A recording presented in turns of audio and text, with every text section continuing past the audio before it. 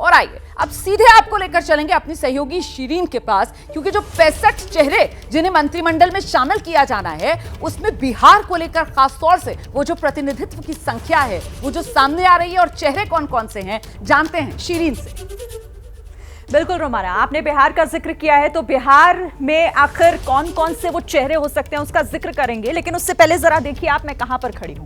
मेरे पीछे इस वक्त आप ये राष्ट्रपति भवन और उसका ये प्रांगण देख रहे हैं, और अब से थोड़ी ही देर बाद वो तमाम चेहरे जिनको लेकर कई कयास थे और वो सब फाइनल हो जाएंगे, वो सब सामने आ जाएंगे कि आखिर कौन कौन से चेहरे, कौन कौन से राज्य, कौन कौन सी सहयोगी दलों के हैं जो शपथ लेने जा रहे हैं। लेकिन सबसे पहले यहीं से अपने दर्शकों को हम बिहार की बात बताते हैं। जैसा रोमाना आपने भी कहा कि बिहार खास है, सबसे ज्यादा मंत्री वहां से बनाए जाएंगे, तो ये देखिए ये मेरे सामने वो चेहरे इस वक्त आ गए हैं, और एक एक करके हम उनकी जानकारी आपको दे रहे हैं कि कौन कौन से चेहरे जो बनाए जाएंगे, चाहे वो बीजेपी के तो होंगे ही, साथ ही सहयोगी दल के कौन कौन से होंगे। आप देख रहे हैं ललन सिंह जेडीयू से, इसके साथ ही आप यहां पर देख रहे हैं कि ब्रजभूषण निषाद, राजभूषण निषाद भी यहां पर, और साथ ही गिरिराज सिंह भी जो मंत्री बनाए जाएंगे। और इसी के साथ कुछ और चेहरे, जीतन राम मांझी को भी आप देख रहे हैं जो शपथ लेने वाले हैं। इसी के साथ यहां पर आप देख रहे हैं सतीश दुबे भी मंत्री बनाए जाएंगे, उनका भी नाम इसमें है। और थोड़ी देर में शपथ इन तमाम चेहरों की होगी। चिराग पासवान और इसी के साथ रामनाथ ठाकुर, ये सारे चेहरे जो मंत्री होंगे, यानी मोदी 3.0 सरकार के चेहरे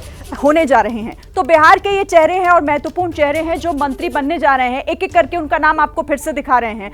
और चलिए हमारे साथ इस वक्त देखिए मेरे सहयोगी प्रकाश कुमार हमारे साथ जुड़ रहे हैं। सबसे पहले उन्हीं से समझ लेते हैं। प्रकाश, क्योंकि सारे चेहरे सामने आ गए, थोड़ी देर बाद सब शपथ भी लेंगे, लेकिन ये समीकरण क्या है? बिहार से सबसे ज्यादा मंत्री, क्या समीकरण बैठाने की कोशिश है? शिरीन, बिहार में जाति आधारित समीकरण को बिठाना सबसे ज़्यादा महत्वपूर्ण और मजबूरी भी होती है। लेकिन इस पूरे एनडीए में देख लें तो 3 अगड़ी जाति से आते हैं, 3 अति पिछड़ी जाति से और 2 दलित से हैं। तो जाहिर है कि ये समीकरण तो बना दिया गया है, लेकिन अगड़ी जाति में किन को प्रतिनिधित्व मिला है? तो 2 भूमिहार हैं, 1 ब्राह्मण है। तो इसमें राजपूत कोई नहीं है और ना ही कोई कायस्थ हुआ है।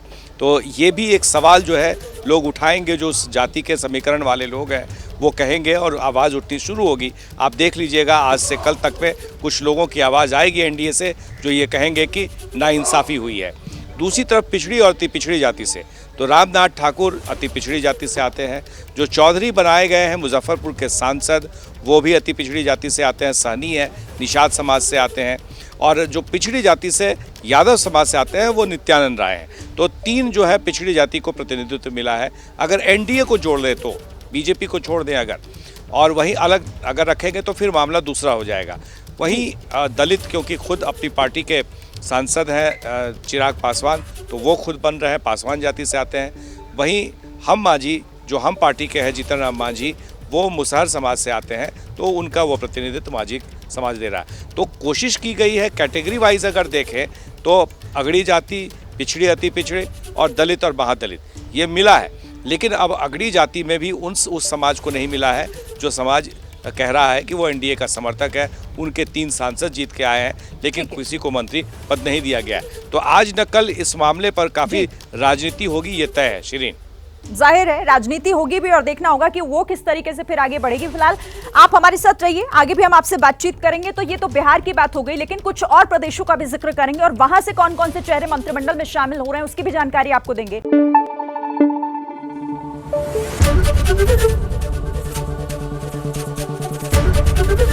एबीपी न्यूज आपको रखे आगे।